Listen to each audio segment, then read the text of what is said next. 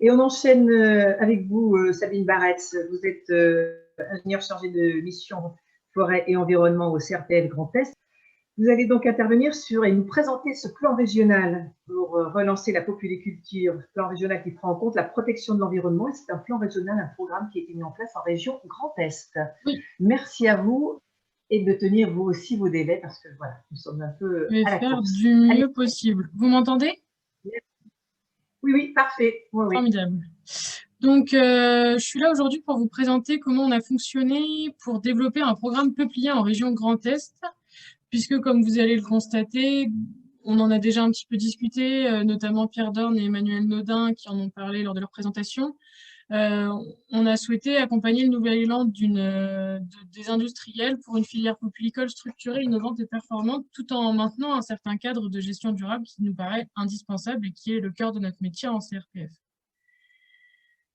Euh, donc traditionnellement, en région Grand Est, et particulièrement en ex-région Champagne-Ardenne, c'est une polyculture traditionnelle qui est vraiment bien ancrée dans les grandes vallées. Donc on en a parlé en vallée de Seine, en vallée de l'Aube, etc.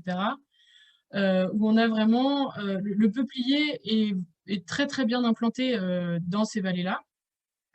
Les pratiques évoluent bien entendu au fur et à mesure des années, au fur et à mesure des besoins et au fur et à mesure des problématiques qui arrivent, que ce soit des questions environnementales, des questions de production ou d'amélioration des clones, ou encore des questions de biodiversité et de risques sanitaires ou climatiques. Donc, pour faire assez simple, puisqu'on en a déjà discuté, au niveau régional, en ex-Champagne-Ardenne, on avait, dans les années 90, on avait 450 000 mètres cubes de bois d'œuvre de peuplier qui étaient exploités et qui approvisionnaient la filière, contre aujourd'hui, en moyenne, entre 100 et 150 000 mètres cubes par an. Donc, on a vraiment eu une très, très forte diminution de la quantité du volume de bois d'œuvre peuplier produit et exploité au fur et à mesure des années. Et comme on en a discuté, effectivement, c'est lié à une démotivation croissante des polyculteurs du Grand Est, et en particulier de Champagne-Ardenne, qui est liée à beaucoup de raisons, comme on en a déjà discuté. Il y a notamment la raréfaction des aides régionales au boisement ou au reboisement ces dernières années, l'augmentation des risques et des problèmes sanitaires, notamment au contexte de changement climatique, et on en a parlé, le marché qui était un petit peu morose. Et donc, ça a conduit, bien évidemment, comme on en a déjà effectivement discuté, à la diminution des reboisements en peuplier, alors qu'on a une demande croissante de la part des industriels, et donc, bien entendu, au-delà des industriels, comme en parlait justement Pierre Dorn précédemment. En ex-région Champagne-Ardenne, on a en gros 5% des propriétaires forestiers qui sont des polyculteurs pour environ 3% de la surface boisée. Alors que, comme le présentait tout à l'heure, je crois que c'était Emmanuel Nodin, la récolte de bois d'œuf peuplier représente environ 19% de la récolte bois d'œuf feuillu. Donc c'est pour montrer un petit peu ce déséquilibre entre la surface polycole qui existe et la récolte qui en découle, puisque ça pousse bien sûr beaucoup plus vite que beaucoup d'autres essences. Au niveau, ça passe pas. Au niveau national, donc on a les mêmes constats.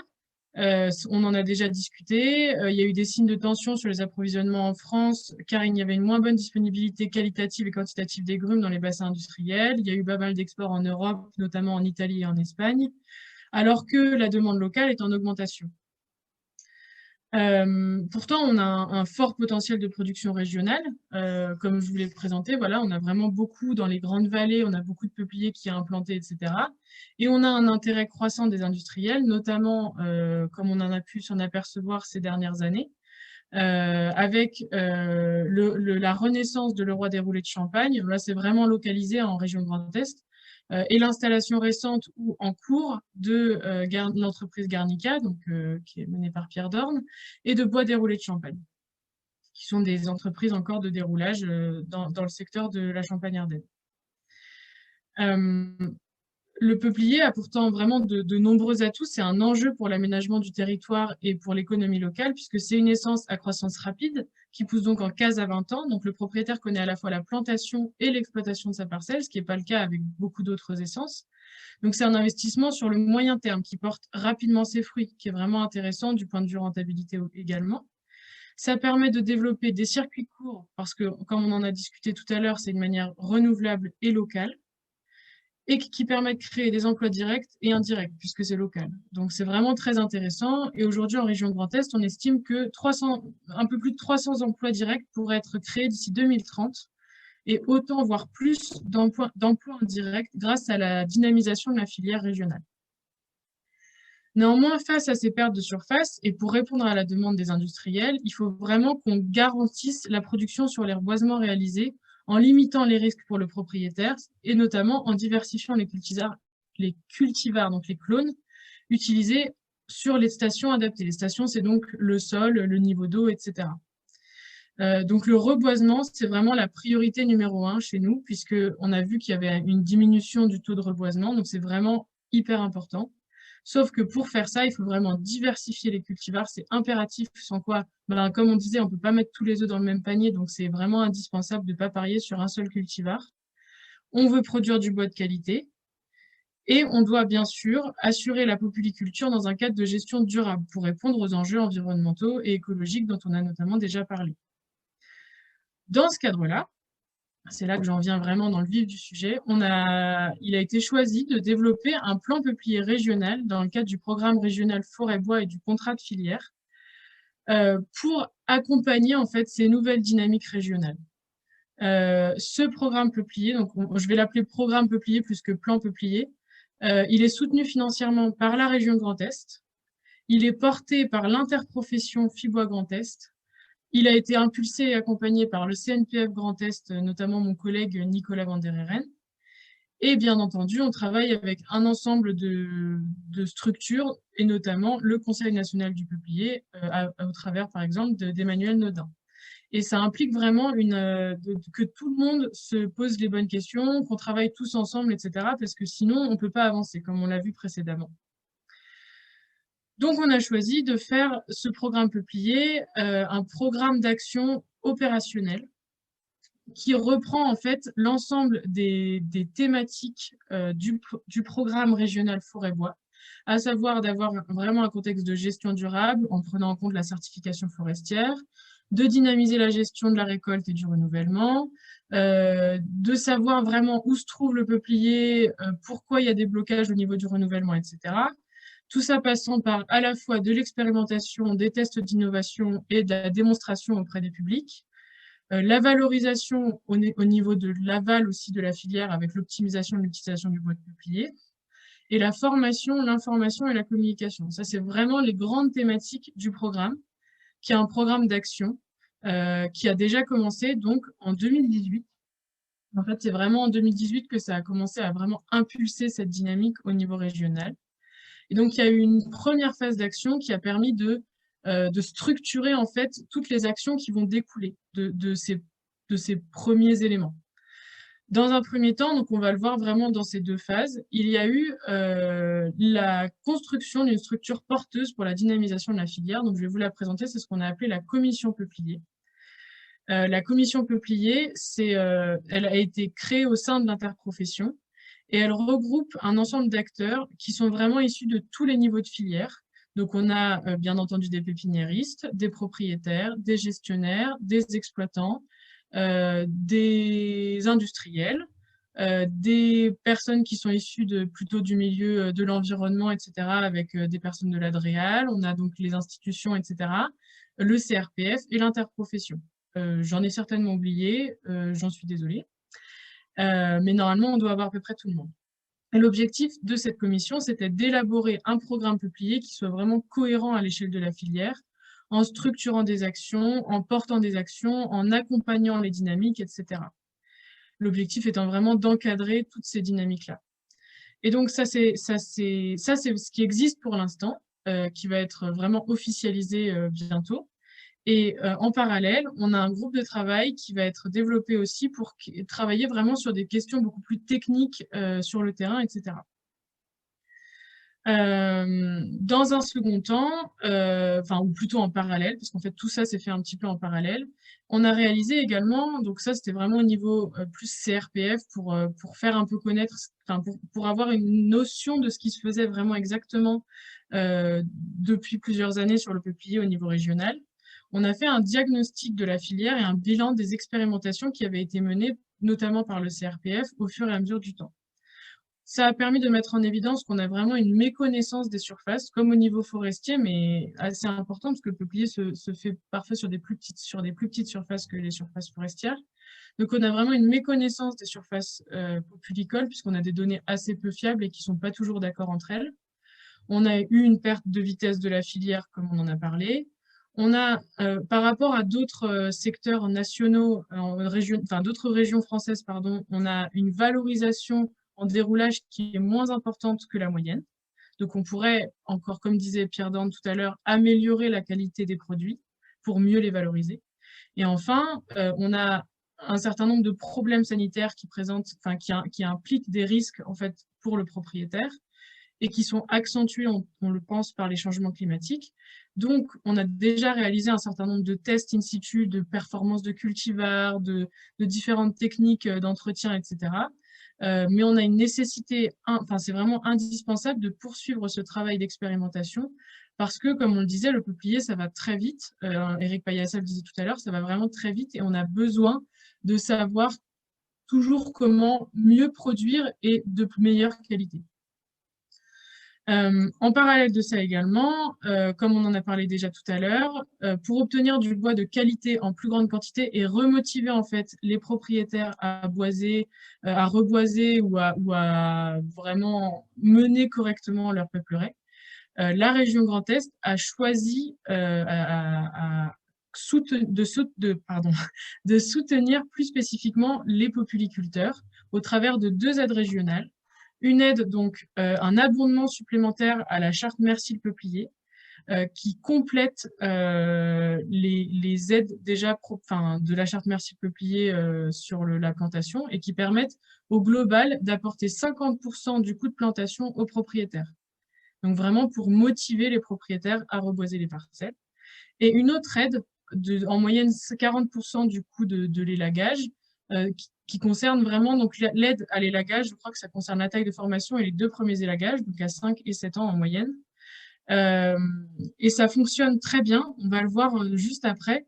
Ça fonctionne très bien, c'est vertueux parce que le monde industriel s'engage pour reconstituer la ressource et les élus encouragent la démarche, puisqu'on a la région Grand Est qui abonde en ce sens. Donc on a vraiment, c'est comme un genre de contrat multipartite, puisque chacun s'engage à son niveau à améliorer la ressource et la gestion des peupleries. Quelques chiffres très rapidement au niveau régional pour voir l'évolution des dossiers de charte Merci Peuplier qui sont donc instruits en interne par le CRPF et ensuite envoyés en commission régionale. Donc, on a une nette augmentation du nombre de dossiers au fur et à mesure du temps puisque la charte commence à être connue au niveau régional. Et au niveau de l'aide à l'élagage, on reste relativement stable avec une légère augmentation simplement des aides à l'élagage, mais c'est vraiment la charte qui est aujourd'hui la plus prégnante au niveau régional. En région Grand Est, on a été également soutenu par le Conseil régional au niveau financier pour avoir des moyens humains dédiés pour accompagner ces nouvelles dynamiques et notamment animer les réunions de la commission peuplier, puisqu'on a un technicien peuplier CRPF qui est complètement dédié à ces aides régionales, donc il instruit les dossiers, etc. Il fait beaucoup de rencontres de propriétaires. Et également, on a eu un demi-ETP, donc c'est mon poste actuellement, d'ingénieur peuplier pour vraiment la partie administrative, technique, un petit peu expérimentale, etc. Et un ingénieur peuplier à l'interprofession FIBOIS pour tout ce qui est relationnel avec les financeurs et notamment la région Grand Est. En termes de communication et de sensibilisation, tout ce programme peuplier a permis d'encourager un certain nombre de réunions, de conférences avec divers participants. On a fait des journées de vulgarisation et de formation qui ont accueilli plus de 500 personnes lors de ces réunions pour les renseigner, donc avec vraiment différents types de publics, des élus, des agriculteurs, des gestionnaires, etc. Et on a pu diffuser ou produire un certain nombre de documents et de plaquettes d'informations pour un petit peu faire connaître le programme, faire connaître le peuplier et aller au-delà des croyances qui sont parfois vraies, mais aussi parfois fausses. Sabine, oui, vous m'entendez? Oui. Voilà, Ok, parfait. Vous avez terminé, vous aviez un petit problème technique pour ce qui me concernait. C'est bon pour vous? J'ai pas loin d'avoir terminé. Je vais pas Allez-y, présenter l'ensemble de mes diapos, il me reste juste 2 minutes. allez-y, Il pardonnez-moi. Oui, ok. n'y a pas de mal. Donc, toutes ces premières actions qui ont été menées jusqu'en 2020-2021, ça a été terminé récemment, elles ont permis d'élaborer un programme d'action assez ambitieux à l'échelle de la région, qui reprend donc encore une fois les axes et les thématiques du programme régional forêt-bois, et qui vont nous permettre à la fois donc, de faire de l'animation technique et administrative d'un ensemble de dossiers, bon ça c'est du purement administratif, mais également poursuivre l'animation technique qui est menée par le technicien peuplier, les dossiers charte merci peuplier, aide à l'élagage, etc. Améliorer et dynamiser la populiculture donc en acquérant une meilleure connaissance des territoires, etc., de la localisation des peupleraies, etc., etc. Promouvoir une gestion durable, de tenter de promouvoir la certification et de former l'ensemble des professionnels et des populiculteurs à toujours mieux gérer en ayant un meilleur objectif de qualité, etc.